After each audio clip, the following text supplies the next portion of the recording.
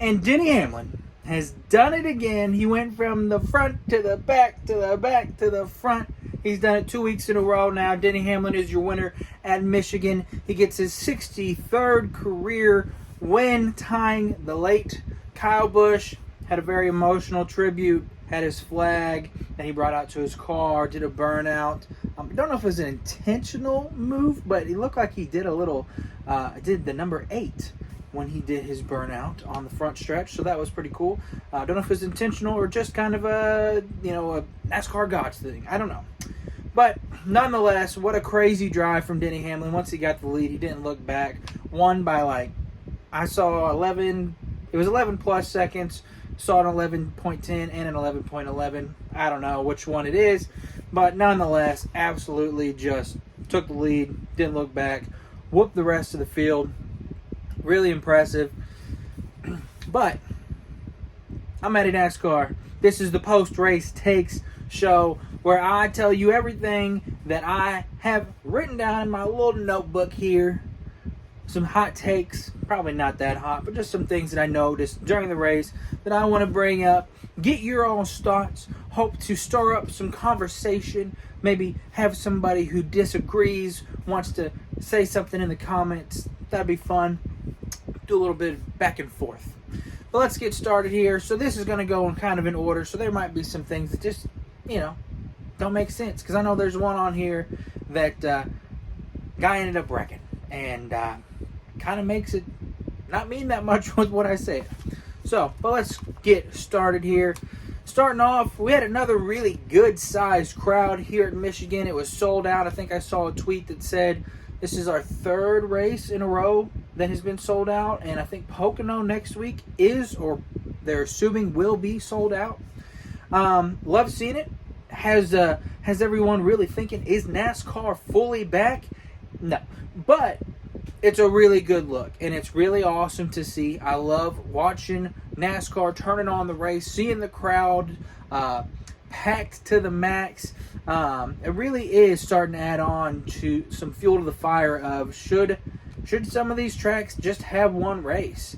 And, I would hate that for the fans, because there's just things that happen. If, something happens and you miss that one race and you got to wait a whole nother year, that would suck.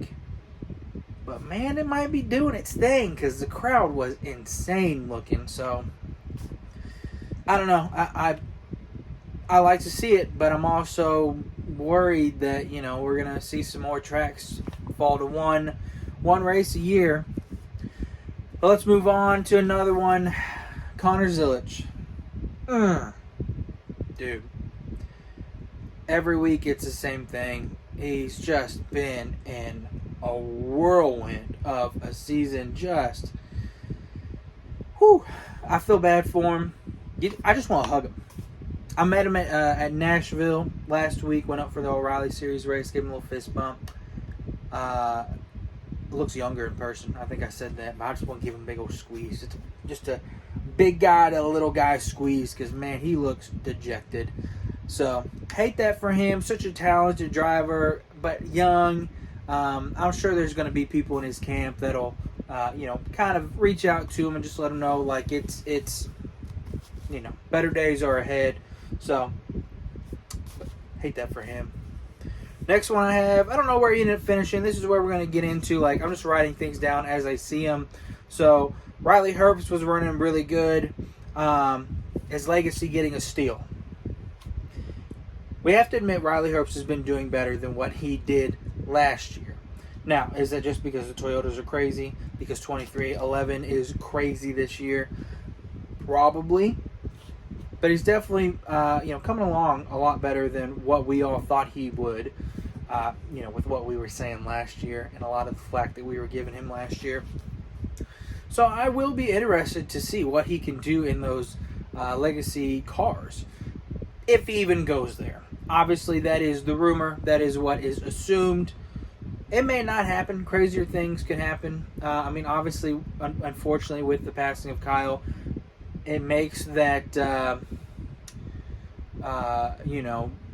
off-season movement a little bit more interesting, I guess I should say. And again, I say that obviously very sad, and don't want to downplay it as to why it would be like that. But yeah, so anyways, if and when Riley goes to Legacy Motorsports Motor Club, sorry, very sorry, Mr. Jimmie Johnson, it'd be interesting to see how he does. Next one, this is another one that we can kind of throw this one out. I have Zane Smith, hottest driver in Cup Series right now. No, not right now, because he's been in the wall and he wrecked. A lot of trouble, a lot of cautions. In fact, I've got it down here. Michigan was a wreck fest. Just an absolute junkyard out there at times. But Zane Smith had another really good run going. Was looking for his third top 10 in a row. And then, unfortunately, got into the wall. But yeah, at one point, people were saying, as in me, I was saying, Zane Smith might be one of the best drivers out there in NASCAR right now. And then the wall had other things to say. Here's another one. This guy ended up wrecking as well. Tyler Reddick wins the first stage. And it's crazy to say, because this is what people were saying. Now, I've got a little pet peeve here. Tyler Reddick won his first stage of the year. That's insane to think about with how big of a points lead that he has, which has gotten shorter now. But how big of a points lead he at least did have, how many wins he has, but this was his first stage win. But here's where my pet peeve comes in. What is isn't it the last stage? Even if you don't call it stage 3, it's what, the last stage? Aren't those stages? He's won 5 times this year. Doesn't he have 5 stage wins technically? I guess not, because it's technically the win. It's just weird to me. I'm not going to die on the hill. But it's just one of those things where, like, technically. So, whatever. Not going to die on that hill. But it's just weird. Let's see. Chase Elliott. Here's another one. A lot of guys that were impressive early who came to a very bad end. Chase Elliott is impressive. He was leading laps. Won a stage. Obviously, a little harder to see it now after he wrecked. But Chase Elliott winning a stage and leading laps, that's stuff that he did not do in the last few years. I really think Chase Elliott might be a factor for the championship when all is said and done. Tyler Reddick, he wrecked as well. Bad finish, his first DNF, I think they said, of this season. That points gap shortened quite a bit with Denny Hamlin's win. And then the points will reset once we hit the not the playoffs, but the chase. And he wrecked. So that doesn't help my point right now. But beforehand, he was doing really, really good. And he has been good. He's been consistent. I'd say definitely the best out of the Hendrick cars. I honestly think I've got eyes on Chase Elliott being a championship contender. I mean, he's like, what, 4th in points, I believe. I think Ryan Blaney's 3rd. So it's really not a shock or a surprise or a hot take. But I'm just definitely starting to believe that is going to be the case more. Going off of that, I'm glad that Chase Elliott and Christopher Bell are okay. Massive hit. That's one of the biggest wrecks that I think I have seen in this next gen car. The only other one that I can think of would be that Ryan Blaney, I think it was Daytona wreck, where Gibbs kind of got into him when they were at the front of the field and he just went straight into the wall. That one was scary as well. Seabell wasn't released from the care center for quite a while. I saw reports where Joe Gibbs even ended up going down to check on him.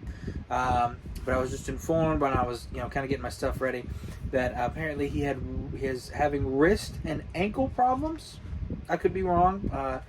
Correct me in the comments if I'm wrong. But that's what my grandfather told me is going on. So, hope everything's okay. I mean, when he got out of the car, unless it was just him running on pure adrenaline, Didn't look like I saw a limp. He obviously was walking under his own power. So hopefully nothing too serious. Hopefully he doesn't have to miss any time. So yeah, hope everything is okay with Seabell. But just a massive wreck. Definitely need to give a shout out to the safety team, the safety protocols that we have got in NASCAR now. We all like wrecks.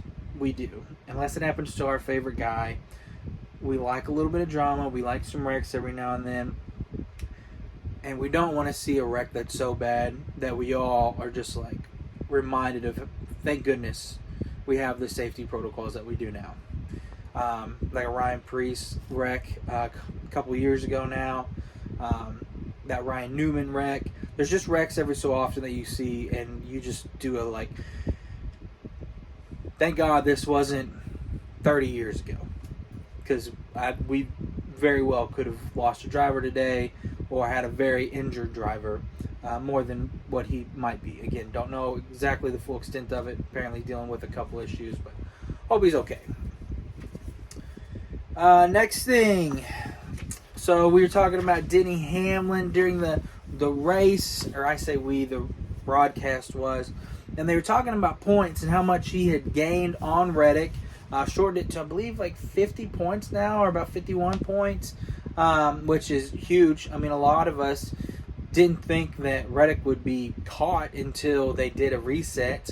And even then, I mean, a lot of people didn't think that he would get caught. But now, after getting his first DNF of the season, Hamlin has won 2 races in a row now. Kind of shortened that gap quite a bit. It was just really cool. I still want to go back to it because I know we're getting on in the season. I am loving thinking about points, talking about points, during the race, after the race. If you don't follow me on Twitter, I love every Monday I will tweet out the biggest movers of the race or after the race for points. So I'll do biggest mover up, biggest mover down. And it's always interesting to see the how drivers, how they've moved, what impact their race finish has had on their overall point standings. It's just been very interesting to pay attention to. It's definitely got me more involved than even I thought it would. Like, I was all for it going into the season, but I'm like fully engulfed in keeping up with the points. I mean, it's been fun-ish. I mean, more drama than what I want it to be. But as a Chase Briscoe fan, seeing his climb up week after week after having a really bad start to the year. So just things like that. Just, again, grateful that we have this system now because it makes it fun. And then the last thing I have here is Penske. Is Penske back, or is it just because a bunch of cars wrecked? Coca-Cola 600 had quite a bit of wrecks, but Logano and Blaney both had a good finish. Nashville, I'm blanking, but I feel like Blaney and Logano did all right there as well. But again, I think Logano was top Ford, and then it was Blaney. Zane Smith probably was going to battle for that top Ford spot. But ended up coming home to Logano. I'm on record not trusting Logano. He had run so bad this beginning of the year. But it seems like things are starting to turn around. I feel like I saw he's like 17th in points now. So don't look now, but Joey Logano might start. I mean, I don't think he's going to win the championship. I hope not, because this could come back to bite me. But a lot of people are starting to write him off as far as making the chase. So, a couple good runs, back-to-back runs, or at least, within the last 3 weeks, some good runs by the 22 team. And the 12 team's always, has been the consistent one out of that Penske group. But Logano is starting to show some speed as well, getting some good finishes. So I don't know if I'm ready to say that Penske's back, because they're definitely not in the on the level of like the Toyotas. They're just not. Nobody is though. It's Toyota's here, Hendrick's here, And really, I don't even know. It might be Hendrick Spire, maybe Spire here, and then you probably have Penske, RFK, whatever, going on down. So it'll be interesting to see because it feels like, yes, they have got good finishes, but is it because are they kind of padded stats? I think is what I want to say, because of how many cars were out. I don't know.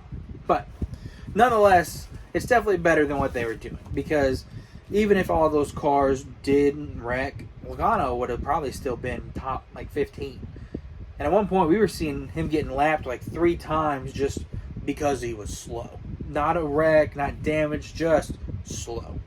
So, they're definitely on the right track, getting better. But those are the post-race takes. I would love to know, what are your thoughts on Michigan, what we saw here? Pretty crazy race. So comment below. Let me know what you think, what some of your hot takes, your post-race takes are coming out of Michigan. If you liked this, please like, subscribe, share it. If you're not following me on my socials, the Twitter should be down here in the corner, so you can find all the rest of my accounts excuse me, there.